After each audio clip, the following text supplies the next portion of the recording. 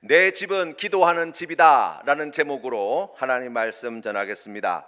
여러분, 우리가 오늘 읽은 이 마태복음 21장의 말씀, 그러니까 우리 예수님께서 이제 고난당하시고 십자가에 달려 죽으시기 위하여 예루살렘 성에 입성하시고 난 뒤에 아마 주님께서 십자가에 달리시기 전 가장 중요하게 생각하셨던, 그리고 꼭 하셔야만 했다고 생각하셨던 사역이 바로 이 성전 정화 사역이라고 이야기할 수 있습니다. 성경 말씀에 나와 있는 대로 그때 당시 성전 안에 환전상들과 이 성전에 드려질 제물을 준비하는 이 짐승들을 파는 사람들이 많이 있었다라고 이야기합니다. 여기에는 여러 가지 이유들이 있습니다. 실제로 로마 제국 내에 있던 이스라엘 백성들, 그러니까 이스라엘 땅에 있는 사람들뿐만 아니라 세계 곳곳에 흩어져 있던 이스라엘 백성들이 절기를 지키기 위해서 순례객으로 이 예루살렘에 방문하게 되어지는데, 찾아올 때 그리스에서 사용하는 주화와 또 로마 제국 여러 곳에서 사용하는 그와 같은 주화들을 가지고 들어오게 되어지는 거예요. 그런데 하나님 앞에 드려지는 이 예물을 바치는 데에 있어서 거기에 그려져 있는 로마 황제의 얼굴, 그것은 나의 주인이 바로 로마 황제입니다 라고 하는 고백과 같이 여겨져서 하나님께 드리기에 합당치 않다라고 해서 성전에서 드릴 수 있는 주화를 따로 준비하여서 그것을 환전토록 하여서 그것으로 하나님 앞에 드리는 일을 감당하게 했다는 거예요. 또 먼 타국에서부터, 또 이스라엘의 먼 지역에서부터 걸어서 나귀를 타고 예루살렘 성으로 올라오는 사람들이 하나님 앞에 제물을 바칠 때, 예수님 당시만 하더라도 성전에서 제사를 드릴 때 반드시 제물을 드려야만 했으니까요.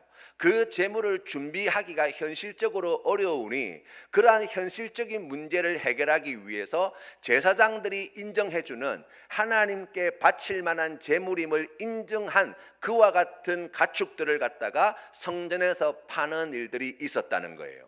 그런데 문제는 무엇이냐면, 이때 당시에 이 종교 권력을 가지고 있던 제사장들과 대제사장들과 같은 이와 같은 사람들이 이 환전하는 과정 속에서 수수료를 챙기게 되어지고, 또 가축들을 갖다가 그 성전에서 팔면서 그 중간에서 막대한 이득을 취하게 되었다는 거예요. 그래서 예수님께서는 이 성전을 가리켜서 강도의 소굴이다 라고 말씀하십니다.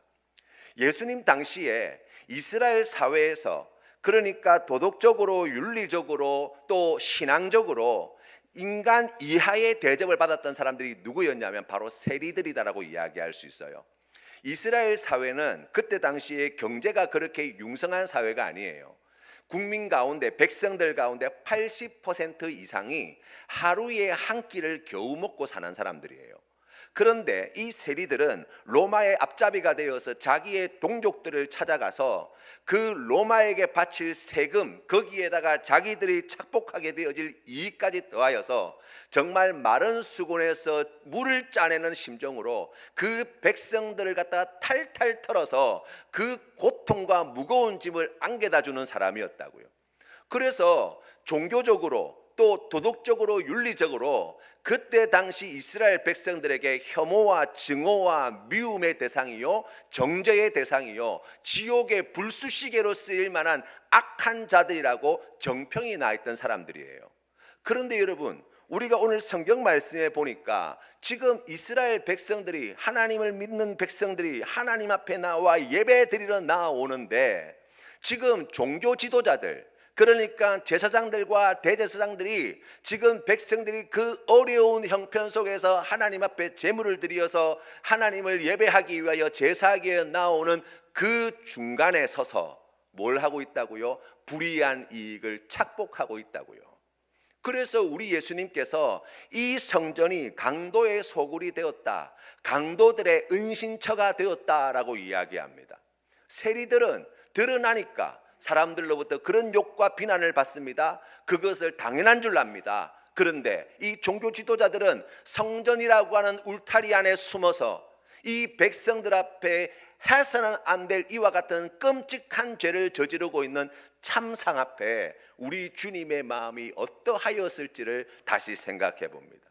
우리 주님께서 성전을 정화하신 사건은 구약 시대, 지금 모세 때로부터 시작해서 회막의 역사와 솔로몬이 건축한 성전, 그리고 스룹바벨 시대에 건축하게 되어진 제2성전의 시대의 종말을 고하는 사건이다라고 이렇게 평가할 수 있습니다. 하나님께서 주신 이 성전의 기능이 이제 다하였고, 하나님께서는 우리에게 새로운 성전을 주시기를 원하신다라고 이 말씀을 통해서 읽을 수 있다는 거예요. 여러분, 마귀는 항상 우리에게 시험해 올 때 절대로 악하고 나쁜 것을 가지고 시험하지 않습니다. 마귀가 잘하는 것이 무엇이냐면 항상 좋은 목적을 먼저 내세웁니다. 그리고 그것을 이루기 위해 수단 가운데, 그러니까 악마는 늘 언제나 디테일에 숨어 있는 법이거든요. 그래서 백성들한테 하나님 앞에 제사 드려야 한다, 하나님을 잘 섬겨야 한다, 하나님을 예배하는 데 귀하게 쓰임받아야 된다, 뭐 이런 이야기를 거창한 명분을 내세우지만 그 속에서 불이한 이익을 취하고 있는 이와 같은 끔찍한 현실, 그 현실을 우리에게 오늘 성경 말씀은 고발하고 있는 거예요. 여러분, 그러면서 우리 주님께서 주신 말씀이 무엇입니까? 내 집은 만민이 기도하는 집이 되어야 한다라고 말씀하시는 거예요. 여러분, 여기에서 매우 중요한 두 가지 메시지를 여러분 꼭 기억하셔야 합니다. 첫 번째는 만민이라고 하는 이 단어의 의미를 아셔야 돼요. 여러분, 만민이 기도하는 집이다라고 이야기할 때 여기에 말씀하는 만민은 구약의 선지자들, 예레미야 선지자라든지 이사야 선지자가 전해준 말씀에 근거하고 있습니다. 이사야서 56장 7절 말씀에 보시면 뭐라고 나와 있냐면, 내가 곧 그들을 나의 성산으로 인도하여 기도하는 내 집에서 그들을 기쁘게 할 것이며 그들의 번제와 희생을 나의 제단에서 기꺼이 받게 되리니 이는 내 집은 만민이 기도하는 집이라 일컬음이 될 것임이라고 말씀합니다. 이스라엘 백성들은 뼛속까지 선민의식을 가지고 있던 사람이에요. 우리는 아브라함의 자손이요 택하신 족속이요, 우리는 하나님께서 구원하시는 하나님 나라의 백성이라고 생각하였습니다. 이들에게 이방인은요 사람이 아니에요. 그 사람들은 지옥 불구덩이에 떨어질 사람이요, 하나님으로부터 저주받을 인간들이요, 하나님을 대적하는 자들이요, 우상 숭배하는 자들이요, 그들에게는 아무런 소망이 없다고 할 그때에 하나님께서는 이사야 선지자를 통하여, 예레미야 선지자를 통하여 어떤 소망을 주시느냐? 우리 하나님께서 택하신 이 백성, 이스라엘 백성들을 통하여 모든 세계의 나라, 민족, 열방이 주님 앞에 나와 기쁨으로 예배하고, 하나님께서 준비하신 이 귀한 성전이 온 민족들, 그러니까 이스라엘 백성들과 모든 이방인들이 함께 모여 하나님께 기도하는 집이 될 것을 말씀하고 계시고, 우리 예수님께서 그것을 성취하신 사건, 바로 그것이 오늘 우리가 보는 성전 정화의 사건이고 이어서 나오는 십자가의 사건이라고 이야기할 수 있는 거예요. 여러분, 예루살렘의 성전의 구조를 조금 이해해 보면 알 수 있는데요, 이때 당시에 이방인들은 그 성전 밖에서 따로 지정한 자리에서 하나님께 제사를 드리고 예배를 드릴 수 있었어요. 그러니까 우리 교회로 이야기한다면 우리 교회마당 저 한 구석에다가 이방인들 중에서 유대교로 개종한 사람들을 위한 자리가 마련되어 있고, 또 여성들을 위한 자리가 따로 있어. 여성들이 하나님 앞에 가까이 나오는 걸 허락치 않습니다. 그래서 이 성전 멀찍이에 여인들을 위한 뜰을 따로 준비해 놓고 하나님께 제사하고 예배하기 위하여 나오는 여성들은 거기에서만 예배 드릴 수 있도록 했어요. 세상이 많이 좋아졌지요. 지금 여기 많은 여성분들이 계시잖아요. 이스라엘 남자들도 성전에서 마음껏 예배 드릴 수 있는 것이 아니에요. 이스라엘 남자들이 접근할 수 있는 선이 분명히 그어져 있었어요. 성전 안에서는 누가 예배 드릴 수 있습니까? 대제사장. 그 대제사장만이 1년에 한 번 대속죄일에 잡은 제물의 피를 가지고 들어가서 그곳에서 하나님이 임재하시는 그 지성소에 다 갈 수 있다고 성경은 이야기합니다. 그 일들을 우리 하나님께서 그의 독생자 예수 그리스도를 이 땅에 보내시고 예수 그리스도가 십자가에 달려 죽으실 때에 하신 놀라운 사역이 무엇입니까? 그 성전의 휘장을 위에서부터 아래로 갈라지게 하시고 예수 그리스도를 주로 고백하는 모든 만민들이 하나님 보좌 앞에 나아갈 수 있는 새 일을 만들어내셨다고 성경은 말씀하고 있는 거예요. 그래서 여러분, 이사야 선지자가 보았던 하나님 나라의 비전이 이사야서 11장 6절부터 9절 말씀에 나와 있는데 이렇게 나와 있습니다. 그때에 이리가 어린 양과 함께 살며 표범이 어린 염소와 함께 누우며 송아지와 어린 사자가 살찐 짐승이 함께 있어 어린아이에게 끌리며 암소와 곰이 함께 먹으며 그것들의 새끼가 함께 엎드러지며 사자가 소처럼 풀을 먹을 것이며 젖먹는 아이가 독사의 구멍에서 장난하며 젖된 어린아이가 독사의 굴에 손을 넣을 것이라. 내 거룩한 산 모든 곳에서 해됨도 없고 상함도 없을 것이니 이는 물이 바다를 덮음같이 여호와를 아는 지식이 세상에 충만할 것임이라고 말씀하고 있어요.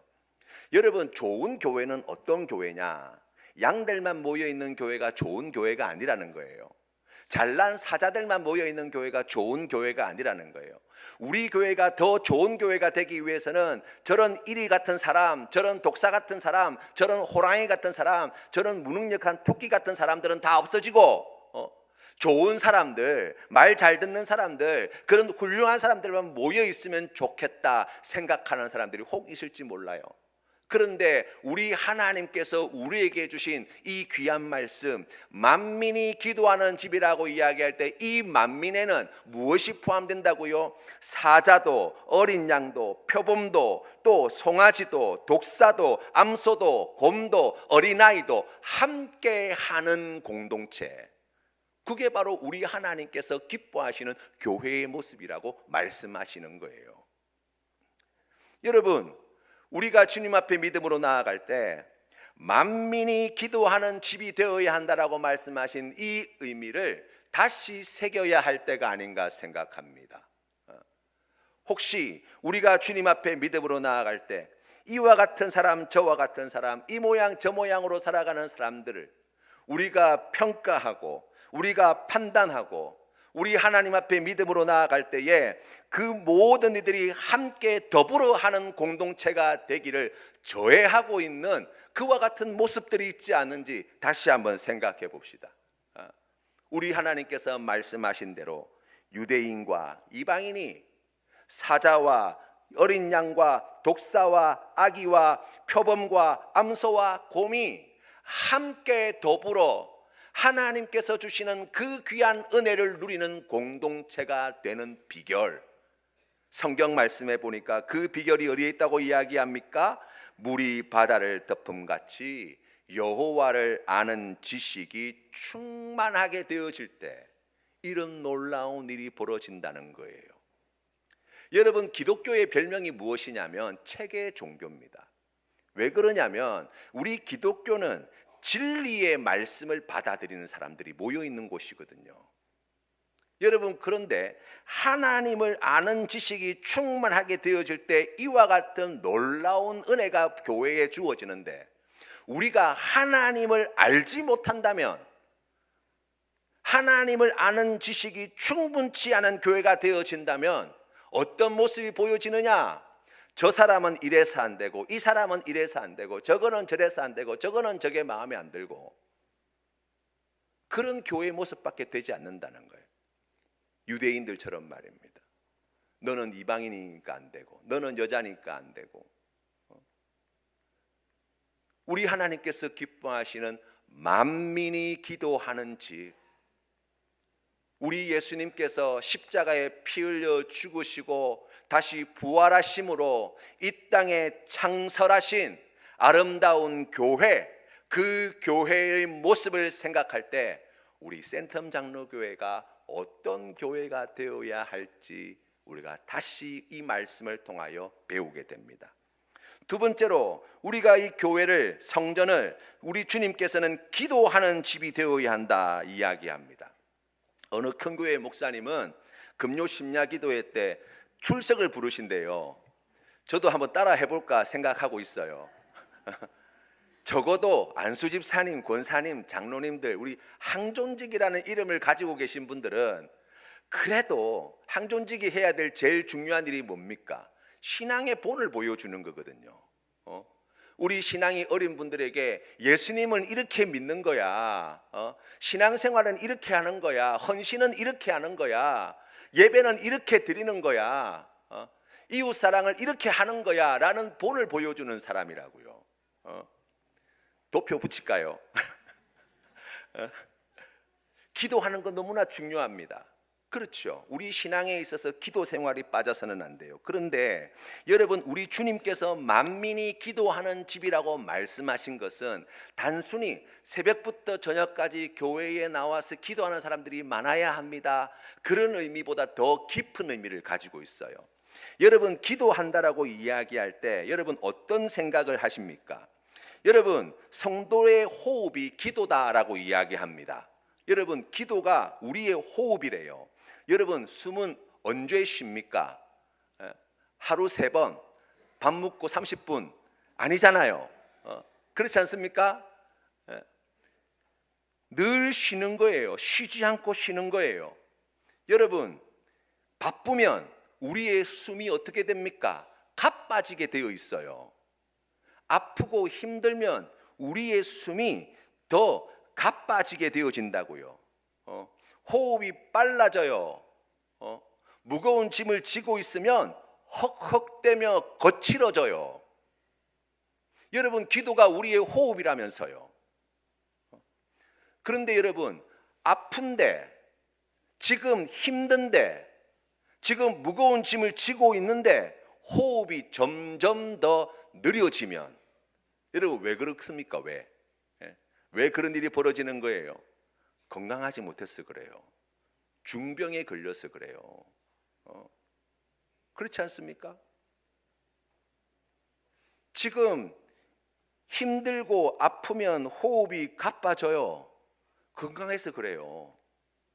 그러면 여러분, 우리의 신앙의 자리를 돌이켜 본다면 주님 앞에 믿음으로 나아갈 때 바쁠 때일수록 우리의 기도는 어떻게 된다고요? 더 급해진다고요. 힘들 때일수록 우리의 기도는 멈출 수가 없다고요.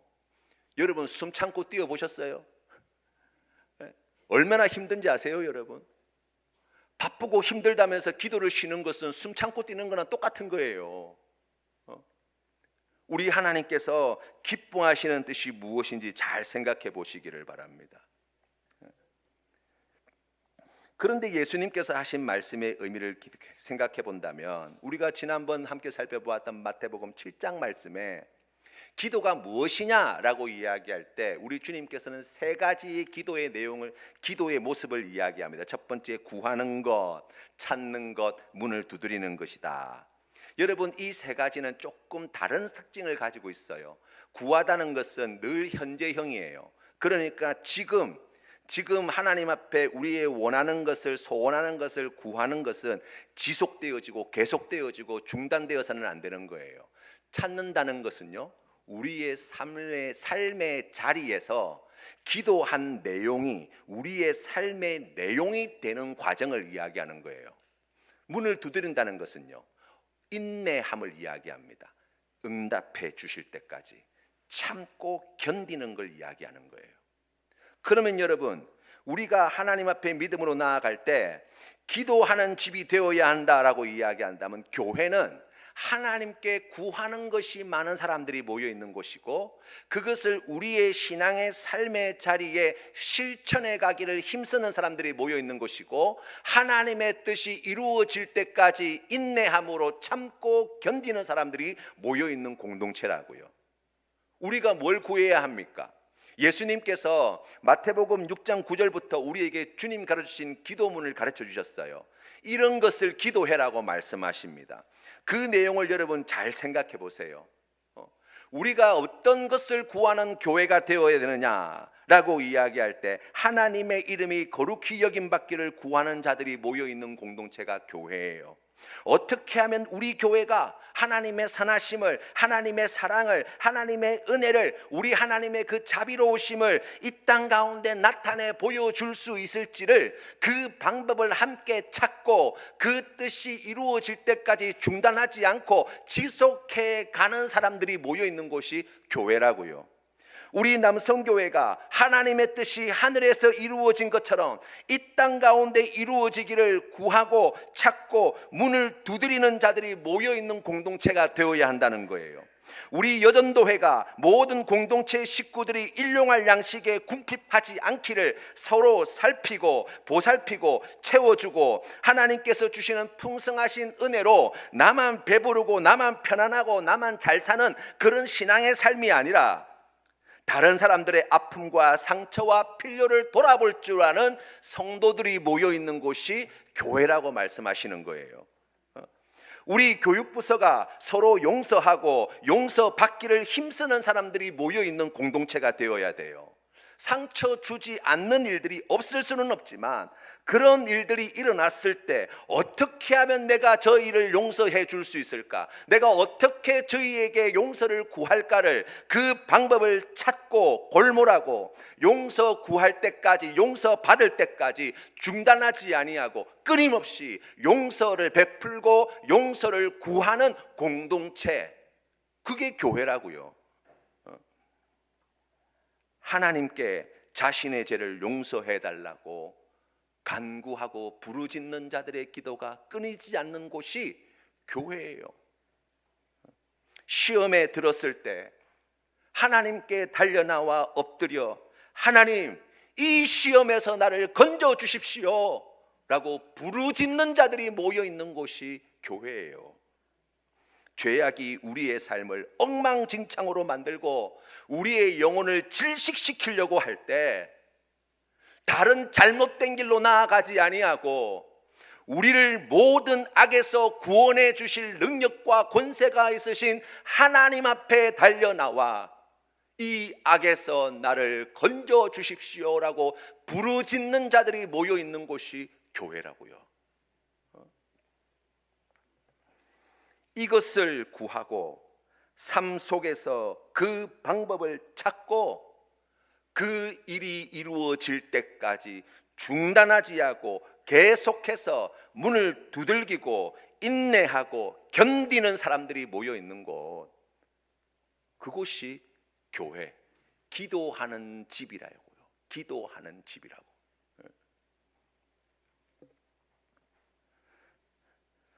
사랑하는 성도 여러분, 우리 센텀 장로교회가 만민이 기도하는 집이 되어야 할 줄로 믿습니다.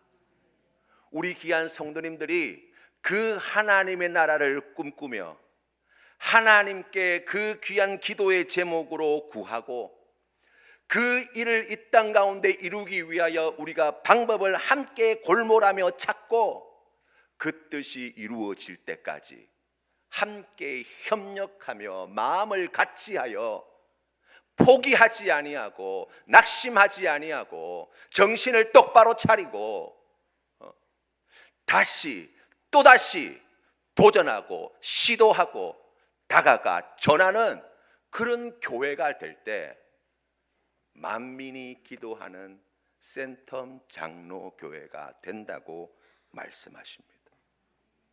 우리 주님께서는 이런 교회를 세우시기 위해 십자가에 달려 죽으셨어요. 우리 주님께서는 이런 교회를 이 땅에 세우시기 위해 3일 만에 부활하셨습니다.